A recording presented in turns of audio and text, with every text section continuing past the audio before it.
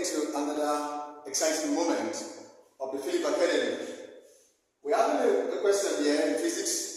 Let's look at 3 cells of EMF 1.5 volt and an internal resistance of what? 1.0 ohm are connected in parallel connection across a load resistance of 2.67 ohms.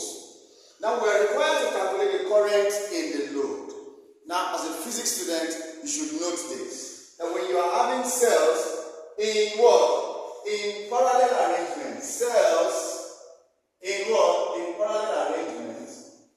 Okay? The effective EMF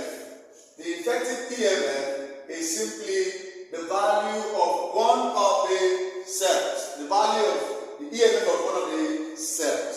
So as in this case, we have what? 3 cells here. Now, so we have the effective EMF to give us what? 1.5 volts. Okay? Now, the internal resistance of each of these cells is what? 1.0 in ohms. Now, they are in what? They are in parallel. So, we can find the effective internal resistance as this. Okay? So, give us this. The reciprocal of the sum of each of what? The internal resistances.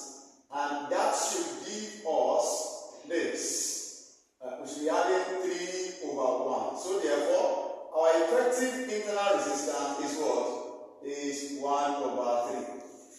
Okay? In ohms, which we can put that as 0.33333 in what? In ohms. It's a recurrent value. Now let's go quickly to what we are. We are given the what? The external resistance, which is the load resistance, as what? 2.67 ohms. We have to find what? Current in the load. Now let's go. By our formula, I is equal to E over what? The external resistance plus internal resistance. So our I becomes what? What's our EMF?